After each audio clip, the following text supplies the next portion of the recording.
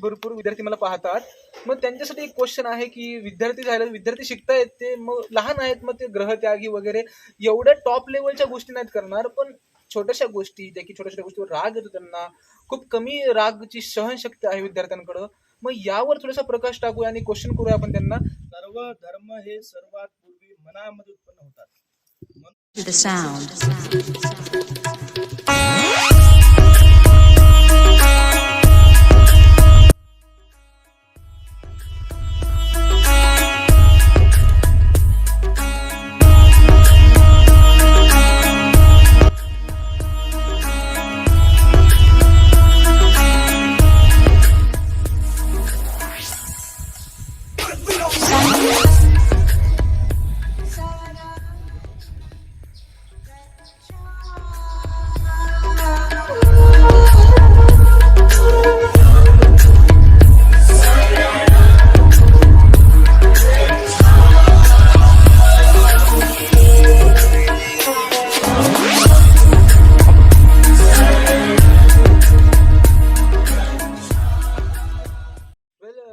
शिवणीकडे आलेलो आहे मी. त्या ठिकाणी तुम्ही मूर्ती वगैरे पाहिली असेल आता. मग त्या ठिकाणी मूर्तीच्या बॅक साईडला एक विहार आहे, त्या ठिकाणी आहोत आम्ही. आणि ते भंतीजीशी भेट झाली. मग त्यांच्याशी काय क्वेश्चन्स वगैरे करूया, त्यांचा परिचय घेऊया. त्याचबरोबर ते भंतीजी कसे झाले, त्यांच्या लाईफ मधल्या थोड्याशा काही गोष्टी, त्यांनी अँगरला ओव्हरकम कसं केलं, आणि ह्या बऱ्याच काही गोष्टी अशा ज्या की आपल्याला हेल्पफुल राहतील, ते क्वेश्चन्स आपण त्यांना करूया आणि त्यांचा जाणून घेऊया की त्यांचा पॉइंट ऑफ व्ह्यू काय आहे त्या गोष्टींविषयी. ओके, सो काय नाव आहे तुमचं? उदय, माझं नाव बनते पयावर्धन. माझं वय आता 24 वर्ष आहे. वयाच्या 18व्या वर्षी मी दीक्षित झालो. पूज्यभदंत पंजारत्नाजी हेरो विपसन आचार्य माझी गुरुवारी आहे. तसा मूळचा मी नांदेडला माझा जन्म झाला. नांदेड जिल्ह्यामध्ये सांगवी परिसर, ज्या ठिकाणी एअरपोर्ट आहे, त्या ठिकाणी माझा जन्म झाला. तिथून मग अगदी वयाच्या 18व्या वर्षी तेव्हापासून सद्धम्माच्या या संपर्कात आलो. आणि सद्धम्मामध्ये जो काही गोडवा आहे, जो सद्धम्मा माणसाला दुःखातून मुक्त करण्याकरिता खऱ्या अर्थाने श्रोतापन्न, सकृतगामी, अनागामी, अरहंत, प्रत्यक्षबुद्ध, सम्यक संबुद्ध अशा प्रकारच्या जे काही अवस्था आहेत, ज्या अवस्थेमुळे खऱ्या अर्थाने माणसाच्या मनातील राग, द्वेष, मोह, सुस्ती, संशय, आळस आणि इच्छा अशा प्रकारचे विकार पूर्णपणे भग्न होतात. आणि खऱ्या अर्थाने भगवंताची अवस्था, जसं की भगवंत सांगतात, भग्ग रागो भग्ग दोषोती भगवा, ज्याच्या मनातील राग, द्वेष, मोह भग्न होतो, असा भगवंत होतो. अशी भगवंताची अवस्था प्राप्त व्हावी. आणि खऱ्या अर्थाने हे जे क्षणिक सुख देणारं जे जग आहे, जे की अनित्य आहे, बुद्धांनी सांगितल्याप्रमाणे, या जगाकडे पाहून की जेव्हा जेव्हा लहानपणापासून विचार करायचे की आता आपण या जगामध्ये तर आपण जन्म तर घेतला आहे, कारण की बुद्धांनी सांगितलं दुर्लभ मनुष्य जाती, मनुष्य जन्म दुर्लभ आहे, परंतु घेतलाय आपण जन्म. परंतु आता मग या जन्मातून बाहेर पडण्याकरिता, या जन्म मरणाच्या फेऱ्यातून बाहेर पडण्याकरिता, कारण की भगवंत सिद्धांतच सांगतोय की जातीपी दुःखा, जरापी दुःखा, व्याधीपी दुःखा, मरणंपी दुःखं, अपये ही संपयोगो दुःखो, पिये ही विपयोगो दुःखो, यमपी जन लभती तंपी दुःखा, संक्षिप्तेन पंचुपादान खंडा दुःख. म्हणजे या सर्व जन्मापासून ते मृत्यूपर्यंत दुःखाने भरलेला हा संसार आहे. या संसारामध्ये केवळ आणि केवळ दुःखच जास्त प्रमाणात, सुखही आहे, परंतु ते केवळ आणि केवळ काही क्षणापुरतं आहे. परंतु भगवंत सांगतात की या जगामध्ये एवढं दुःख आहे, एवढ्या दुःखांमध्ये हे जग सामावलेलं आहे. त्याच्यामुळे या दुःखातून बाहेर पडण्याकरिता हा सद्धम्मच तुम्हाला म्हणजे खऱ्या अर्थाने सहाय्यता करू शकतो. हा उद्देश डोळ्यासमोर ठेवून, आणि तेव्हा वाटलं की बाबा खऱ्या अर्थाने हा सद्धम्मच आपल्याला या दुःखातून बाहेर काढू शकतो. आणि या सद्धम्माचा सहारा घेण्याकरिता, आणि खरं तर लहानपणापासून हे संस्कार, जसं की पूज्यभदंत धम्मशीलजी, आताच आपण हा विहाराचा परिसर पाहिला, सुंदर अशी मूर्ती पाहिली, त्या ठिकाणी विहार पाहिलं, ज्यांनी हे निर्माण केलं, अगदी ते पूज्यभदंत धम्मशीलजी थेरो. कधी आमच्या नांदेडला जेव्हा ते यशवंत कॉलेजला 12वीला होते, तेव्हा मी 4वी-5वीला होतो. आणि मग त्यांना थोडंसं विहारातून कॉलेजपर्यंत जायला थोडंसं अवघड होत होतं, कारण की दूर अंतर होतं. विहार त्यांचं शहरापासून एक 7 किलोमीटर बाहेर होतं. तर मग तिथून त्यांना अवघड जायचं. तर मग माझे वडील म्हणाले, म्हणजे आमचं नवीन घर बांधलेलं आम्ही आहे, अजून अगदी त्या ठिकाणी आम्ही गेलोसुद्धा नाही, तर ते पवित्र आहे, अजून संसाराचा लवरेश त्या घराला नाही, तर तुम्हाला काही दिवस राहायचं असेल तुम्ही राहू शकता, आणि माझ्याकडे गाडी आहे, बाईक आहे, तुम्हाला रोज मी कॉलेजला सोडत जाईल. पण त्यांनी सांगितलं, होय म्हणजे माझी अडचण चालू आहे, तुमच्या घरी राहू द्या. आणि मग ते आमच्या घरी राहिले. 5वी पासून मग तो संस्काराचा तो भाग भंतीचा आमच्या मनावरती रुजला गेला. जे धम्माचे बीज आहे त्यांनी अगदी आमच्या मनामध्ये चित्तामध्ये पेरण्याचं काम केलं. आणि तेव्हापासूनच ठरवलं की आता आपण भिक्षूच व्हायचं. जेव्हा जेव्हा शाळेमध्ये आमचे शिक्षक आम्हाला विचारायचे, अनेकांना विचारायचे तुम्हाला मोठे बनवण्याचं काय व्हायचं आहे. जसं विचारतात शिक्षक की तुमचं स्वप्न काय आहे. कोणी म्हणायचं डॉक्टर व्हायचं, कोणी म्हणायचं इंजिनियर व्हायचं. मी सुधायचो आणि सांगायचं मला भंतीचं व्हायचं, मला भिक्षू व्हायचं, मला ग्रहत्यागी व्हायचं. म्हणजे हे सगळं अगदी पूज्यपदंत धम्मश्रीजी यांनीच माझ्या चित्तामध्ये पेरून ठेवलं. आणि या वाटेवरती वयाच्या 18व्या वर्षी मी लागलो आणि वयाच्या 21व्या वर्षी माझी उपसंपदा विधी संपन्न झाली. या प्रवाहामध्ये मी आलेलो. वेल, खूप चांगल्या प्रकारे सांगितलंय पहा यांना. याच्यामध्ये बरेच काही क्वेश्चन्स आहेत माझ्या मनामध्ये उद्भवलेले आहेत, ते विचारतो मी. बरं, त्याच अगोदर एक प्रश्न आहे की आपण जसं की मेन्शन करतो की भगवंत म्हणून है ना, सो भगवंत हा शब्द देवाशी रिलेटेड आहे का, की आपण आपण असं म्हणतो की जे मानवी जीवन आहे, मानवी जीवन आणि भगवंत जीवन, आपण हा डिफरन्स क्रिएट करतोय. याचा काय अर्थ, म्हणजे मला म्हणायचंय की आपण जे भगवंताला देव मानतोय आपण? नाही, अगदी भगवंताला आपण देव मानत नाही. भगवंताच्या भगवंत जे आपण त्यांना शब्द वापरतो, भगवान, भगवंत, भगवा. सुरुवातीला पाली साहित्यामध्ये भगवा शब्द आढळतो. भगवा नंतर त्याचं भगवान झालं आणि भगवाचं नंतर भगवंत झालं. नंतर हे बदलत गेलं. सुरुवातीला पाली याच्यामध्ये आपल्याला भगवा शब्द आढळतो. मग त्याचा अर्थ काय आहे तर भगवा, भगवंत आणि भगवान एकच अर्थ आहे. मग हे कुठून अर्थ आला तर भगवंत म्हणतं. भगवंताला एका ठिकाणी विचारलं म्हणजे भगवान, ते भगवान का म्हणावं आणि कुणाला म्हणावं. तर भगवंत सांगतात की भग्ग रागो भग्ग दोषो भग्ग मोहोती भगवा. म्हणजे भग्ग रागो भग्ग दोषो भग्ग मोहोती भगवा. ज्याने आपला राग द्वेष मोह भग्न केला असा तो श्रेष्ठ व्यक्ती, त्याला भगवान म्हणायचं. मग जे सर्वसामान्य व्यक्ती ज्यांच्या चित्तामध्ये अगदी अजून राग द्वेष मोह सुस्ती संशय आळस आणि अशा प्रकारचे विकार अजूनही आहेत, ते भगवान नाही. परंतु ज्या लोकांनी या सर्व राग द्वेष मोहाला भग्न केलं आणि खऱ्या अर्थाने चित्तामध्ये जे काही विकार आहेत, जे की दुःखमुक्तीच्या मार्गावरती बाधा निर्माण करणारे विकार आहेत, त्या विकाराला भग्न करून टाकलं, जाळून टाकलं, संपून टाकलं, अशा व्यक्तीला भगवान म्हणत असतात. आणि देव आणि भगवान ही संकल्पना अगदी वेगळी आहे.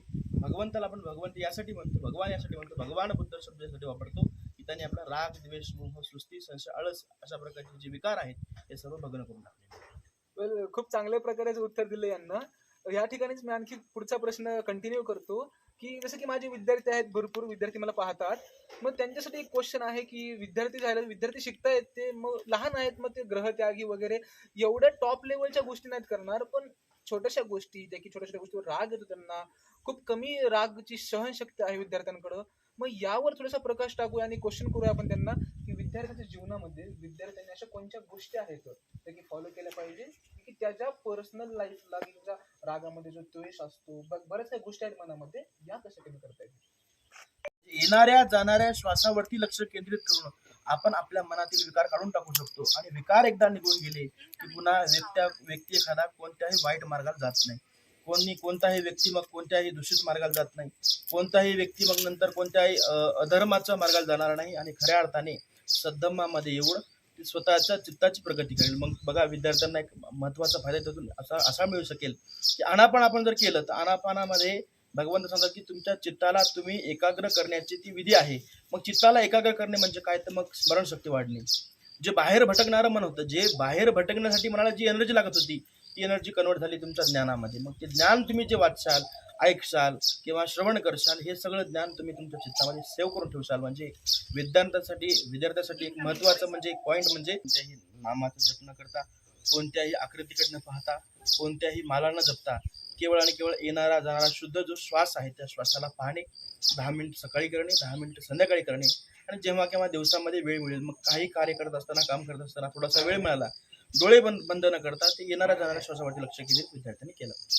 दुःखं निसरणं निब्बानस सच्चीकरण थाय इमं कासावं गहित्वा बब्बा जे तमंग बनते की बनते भगवान मला तुम्ही काशा वस्त्र द्या. मग का द्या तर सर्व विकारातून मुक्त होण्याकरिता, निर्वाणाचा साक्षात्कार करण्याकरिता.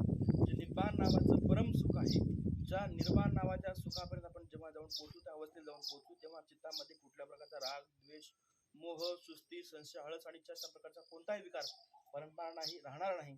मग अशा अवस्थेला जाण्याकरिता केवळ आणि केवळ चिवर घ्यायचा असते. तेच एक उद्देश प्रत्येक भिक्षूचा असतो. सर्व धर्म हे सर्वात पूर्वी मनामध्ये उत्पन्न होतात. मनोसेठा मनोमया. सर्वत्र मनोमय आहे. जे जे काय आपण आपल्या मनामध्ये विचार करतो ते सुरुवात ही मनापासून होते. मग या सगळ्या गोष्टीवरती म्हणजे अंकुश आणण्याकरिता आपल्याला अगोदर मनावरती ताबा मिळवायला पाहिजे. मनावरती ताबा कसा मिळवावा? भगवंतांनी सांगितलं आनापान, जे की विपස්සना विद्यामध्ये आनापान नावाची जी काही विद्या भगवंतांनी शिकवलेली आहे, येणाऱ्या जाणाऱ्या प्रत्येक श्वासावरती लक्ष केंद्रित करणे. म्हणजे श्वास येत आहे तर जाणायचं येत आहे, जात आहे तर जाणायचं जात आहे, बाहेर जात आहे तर बाहेर जात आहे, आत येत आहे तर आत येत आहे. बरं, येताना कोणत्या नाकुडून येत आहे? उजव्या नाकुडून आत येत आहे, डाव्या नाकुडून आत येत आहे. बरं, जाताना कोणत्या नाकुडून बाहेर पडत आहे? डाव्या नाकुडून बाहेर पडत आहे का उजव्या नाकुडून बाहेर पडत आहे? किंवा येता जाता त्याची गती काय आहे, किंवा येता जाता ते गार आहे का गरम आहे का थंड आहे, हे सगळं पाहत असताना म्हणजे आपल्या चित्ताला एक सवय लागेल की जे बाहेर भटकणारं मन आहे आपलं, जे की भगवंत म्हणतात की चित्त एवढं म्हणजे भटकणारं आहे, की एवढं सैरबाहेर फिरणारं आहे. आपण पाहतो की एंड गोल जो लाईफचा आहे बंतीजींचा, तो आहे निर्वाणाची अवस्था पाहण्याचा. पण त्याचबरोबर आपण बऱ्याचदा पाहतो की बंतीजी डॉक्टर नावाचे डॉक्टरही लागतं. मग शैक्षणिक दृष्ट्या काय गोल आहे हे पाहू आपण थोडंसं. म्हणजे शैक्षणिक दृष्ट्या आपण पाहतो की बरेच बंतीजी आहेत त्यांच्या नावासमोर डॉक्टर लागतो, की डॉक्टर भदंत आनंद कौशल्य. मग यांचं काय, समजा एखादा व्यक्ती जर एखादा विद्यार्थी, माझा विद्यार्थी म्हणला की मला ह्या बौद्ध धर्माला हे करायचं, शरण जायचंय म्हणून, मग काय त्याचं काय, तो शिक्षण पुढे कॅरी करेल तसंही? हा, करू शकतो. या भौतिक जगतामध्ये जगत असताना ही निर्वाणाची अवस्था ही आध्यात्मिक आहे. आध्यात्मिक जग अगदी वेगळं आहे आणि भौतिक जग वेगळं आहे. या भौतिक जगतामध्ये जगण्याकरिता लागणाऱ्या ज्या काही गोष्टी आहेत, जसं की शिक्षण आहे, निवास आहे, राहणं आहे किंवा सुखसुविधा आहेत, या सर्वांची आवश्यकता सर्वांनाच पडणार आहे. परंतु या भौतिक जगतामध्ये जगत असताना अजून एक गोष्ट आहे की जो शिक्षित आहे अशा व्यक्तीचे लोक ऐकत असतात. अडाणी लोकांचं म्हणजे फार कमी ऐकतात. अडाणी लोकांचं फक्त ऐकतात आणि या कारणाने ऐकून दुसऱ्या कारण सोडून देतात. अगदी अशी परिस्थिती आपल्याला पाहायला मिळते. परंतु जे शिक्षित लोक आहेत, ज्यांच्या नावापुढे डॉक्टर आहे किंवा चांगलं एज्युकेशन त्याचं पूर्ण झालेलं आहे, तर अशा व्यक्तीचे लोक ऐकत असतात. मग या भौतिक जगतामध्ये लोकांनी माझं ऐकावं किंवा खऱ्या अर्थाने जो वेळ आहे हा वेळ वाया न घालता निर्वाणाच्या अवस्थेमध्ये तर आपल्याला जायचंच आहे, परंतु या भौतिक जगतामधलं जे ज्ञान आहे ते ज्ञान संपादित करून खऱ्या अर्थाने समाजाला खऱ्या अर्थाने एक आदर्श उदाहरण निर्माण करून देण्याकरिता भिक्षूंनी शिकलं पाहिजे. किंवा ज्या विद्यार्थ्यांना वाटतं की मी भिक्षू बनलं पाहिजे, त्यांना सुद्धा अगदी शिकता येते. जे काही तुमचं शिक्षण असेल ते शिक्षण पूर्ण करता येते. आणि खऱ्या अर्थाने बुद्ध धर्म काय जबरदस्तीचा नाही. आपल्या धर्मामध्ये भगवंत म्हणतात की हे तुमच्या चित्तावरती म्हणजे अवलंबून आहे. जर तुम्हाला कायमस्वरूपी भंतीजी व्हायचे असेल तुम्ही होऊ शकता, अन्यथा तुम्ही शिक्षण पूर्ण करून समाजाचं काम करत तुम्ही गृहस्थ सुद्धा होऊ शकता. गृहस्थ होणे किंवा भिक्षू होणे काय आपल्या धर्मामध्ये म्हणजे एखादी जबरदस्तीची काही भावना नाही, परंतु जे काही या मार्गामध्ये येतील त्यांना शिक्षण सुद्धा पूर्ण करता येते. आणि माझं सुद्धा शिक्षण सुरू आहे, थोडंसं माझा गॅप सुद्धा पडला होता भरपूर. माझं आता BA फर्स्ट इयरला ॲडमिशन घेतलेलं आहे. आता माझं शिक्षण आता हळूहळू कंटिन्यू सुरू आहे. ज्यांना कोणाला वाटत असेल की बाबा इकडे गेल्यानंतर शिक्षण बंद होईल, हा मनातला भ्रम लोकांनी काढून टाकावा. ज्यांना वाटेल की मी भिक्षू व्हावं, त्यांनी भिक्षू होऊन सुद्धा शिक्षण त्यांना घेता येते. ओके. खूप जग फास्ट पुढे चाललंय, मग डिस्ट्रॅक्शन भरपूर आहेत. मग डिस्ट्रॅक्शन मध्ये कॉन्सन्ट्रेशन, एकाग्रता वाढवण्यासाठी विद्यार्थ्यांनी काय करायला पाहिजे? मी सुरुवातीच्या प्रश्नामध्ये तुम्हाला सांगितलं होतं की आनापान ध्यान जर तुम्ही केलात किंवा विद्यार्थ्यांनी केलं, त्या ठिकाणी बघा त्याला सुरुवातीलाच म्हणजे चित्त एकाग्र होण्याचे त्याला फायदे मिळतील. चित्त त्याचं एकाग्र होईल. मनामधील जे विकार आहेत, जे विकार अभ्यास करू देत नाही, जे विकार चांगला ऐकू देत नाही, जे विकार चांगले काम करू देत नाही, त्याला मारसेना भगवंत शब्द दिला आहे. बौद्ध साहित्यामध्ये त्याला मारसेना शब्द वापरलेला आहे. मग ही मारसेना मनामध्ये कोणतंही चांगलं काम आपलं करत असताना ती आडवी येत असते. तर मग त्याला बाहेर काढण्याकरिता, संपवण्याकरिता आनापानच असा एक जरी आहे की त्याला तुम्ही त्याच्या साह्याने, त्याच्या बलाने तुम्ही मारसेना काढून टाकून चित्ताला तुम्ही एकाग्र करू शकता. केवळ आनापानच करू शकता. वेल, प्रश्न भरपूर असतात बघा, पण प्रश्नाला एंड करतोय आपण. एक शेवटचा प्रश्न की भंतीजी जे आहेत, जर भंतीजी बनायचं असेल तर याची प्रोसेस काय, हा प्रश्न शेवटचा करूया आणि एंड करूया. जर भंतीजी बनायचं असेल मला किंवा कोणत्या विद्यार्थ्याला, तर स्टेप बाय स्टेप काय प्रक्रिया असेल आपली? सर्वात पहिलं भंतीजी बनायचं असेल, भिक्षू व्हायचं असेल, काशावस्त्र धारण करायचं असेल, श्रमण बनायचं असेल. काशवृक्ष म्हणजे काशावस्त्र, वस्त्र म्हणजे या वस्त्राला काशावस्त्र सुद्धा शब्द आहे, चिवर शब्द आहे. भगवंताच्या काळामध्ये याला पित्त वस्त्र आणि काशा वस्त्र असे शब्द वापरायचे. आता याला चिवर असे शब्द वापरतात. तर ज्यांना कोणाला भिक्षू व्हायचं असेल, श्रमण व्हायचं असेल, तर सर्वात पहिलं त्याला तयारी करावी लागेल मनाची. मनामध्ये त्याने एक निर्धार करावा लागेल की मला या समाजातून थोडीशी वेगळी अवस्था जगायची. जे समाज रोज उठतो, जे काही आपले काम असतील ते कामं पूर्ण करतो, पूर्ण कामं करून पुन्हा जेवण असेल जेवण करतो, संध्याकाळी झोपी जातो, पुन्हा सकाळी उठतो, पुन्हा सकाळच्याच कामाला लागतो. यापेक्षा मला काहीतरी वेगळं करायचं आहे. आणि वेगळं करण्याकरिता जे की सद्धम्मामधले विनय आहेत, मग ते विनय त्याने अगोदर वाचून घेतले पाहिजे. सुरुवातीची जी अवस्था आहे त्या अवस्थेमध्ये 75 विनय आहे. 75 विनय त्याने वाचून घेतले पाहिजे. आणि तेव्हा नंतर त्याने ठरवलं पाहिजे की मला खरंच भिक्षू व्हायचं काय. भिक्षू व्हायचं मग त्याने ठरवलं. विनय म्हणजे नियम आहेत. भगवंतानी सद्धम्मामध्ये जीवन जगत असताना ते विनय घालून दिले भिक्खू संघाला. भिक्खू संघाचे आचारसंहिता. वगैरे आहे का? हा, विनय पिटक आहे. 3 पिटक आपल्या सद्धम्मामध्ये आहेत. त्या सद्धम्मापैकी 3 पिटकापैकी विनय पिटक नावाचे एक पुस्तक म्हणजे एक साहित्य आहे. पिटक म्हणजे काय केवळ एक पुस्तक नाही, तर भरपूर मोठं साहित्य आहे ते. त्या विनय पिटकामध्ये 227 विनय भिक्षूंचे आहेत आणि 75 विनय श्रमणाचे आहेत. श्रमण म्हणजे तुम्हाला पुढे मी सांगेलच की हे जे अवस्था तुम्ही जे प्रश्न केला की एखाद्याला भिक्षू व्हायचं असेल त्याने तयारी काय करावी, तर त्याने तयारी करण्यासाठी बघा सुरुवातीला मनाची तयारी करावी. दुसऱ्यांदा त्याने भिक्षूकडे जावं, त्यांचं जीवन पाहावं कसं आहे काय आहे, खऱ्या अर्थाने त्यांच्या जीवनामध्ये ते समाधानी आहेत काय, खऱ्या अर्थाने मी तिथे जर राहिलो तर मला जे काही प्राप्त करायचं ते प्राप्त होऊ शकेल का याचा त्याने विचार केला पाहिजे. आणि काही दिवस विहाराच्या सेवेत तो राहायला पाहिजे. विहाराच्या सेवेत राहून भिक्षूंच्या सेवेत राहून त्यांचं जीवन त्यांनी पाहिलं पाहिजे. नंतर त्यांनी याचना करायला पाहिजे की मला भिक्षू व्हायचं. मग भिक्षू झाल्यानंतर भिक्षू सरळ होता येत नाही. सुरुवातीला 5 वर्ष एक श्रामणेर म्हणून राहावं लागतं. भिक्षू श्रामणेर म्हणून राहावं लागतं. श्रामणेर अवस्था 5 वर्ष संपली की एक उपसंपदा विधी असते. उपसंपदा विधीच्या वेळेस एक संगाटी खांद्यावरती टाकली जाते. आणि त्या संगाटीचा अर्थ असा असतो की आता तो आजपासून भिक्षू आहे, आता परमनंट भिक्षू आहे. 5 वर्ष म्हणजे ट्रायल आहे, 5 वर्ष म्हणजे ट्रेनिंग आहे, 5 वर्ष तो विद्यार्थी आहे. विद्यार्थी अवस्थेमध्ये त्याला 75 विनय पाळावे लागतात. 5 वर्षानंतर मग बुद्धगया असेल, एक सीमा आखलेली असते. जसं की जास्त प्रामुख्याने आता बुद्धगया जास्त, माझी सुद्धा उपसंपदा बुद्धगयाला झालेली आहे बिहारमध्ये. जे काही गया जिल्हा आहे, गया जिल्ह्यामध्ये बुद्धगया नावाचा परिसर आहे. त्या ठिकाणी भगवान बुद्धांना ज्ञानाची प्राप्ती झाली. त्या ठिकाणी एक सीमा असते वेगवेगळ्या विहाराची आखलेली. 2 नद्या एकत्र आल्या पाहिजे आणि तिथे एक सीमा बनवत असतात, आध्यात्मिक सीमा असते ती. त्या सीमेमध्ये उपसंपदा विधी असते. त्या उपसंपदा विधीनंतर त्याचे 75 जे विनय असतात त्या 75 विनयापासून त्याचं प्रमोशन होते आणि त्याला 227 विनय लागू होतात. आणि मग तो ती अवस्था जगत असताना 10 वर्षावास त्यांनी केले. वर्षावास म्हणजे आषाढ पौर्णिमे ते अश्विन पौर्णिमेपर्यंतचा जो काही कार्यकाळ आहे त्याने व्यतीत एका विहारात करावा लागतो. तसे त्याने जवळपास 10 वर्ष जर पूर्ण केले तर तो थेर होत असतो. आणि पुन्हा त्याने जर 20 वर्षावास पूर्ण केले तो महाथेर होत असतो. ही भिक्षू म्हणजे श्रामणेरपासून ते महाथेरोपर्यंतची ही जी अवस्था आहे ती हळूहळू प्राप्त करायची असते. त्याला कोणाला वाटत असेल कोणाला भिक्षू हवं त्यांनी याच मार्गाने त्याला जावं लागणार आहे. वेल, हा होता शेवटचा प्रश्न.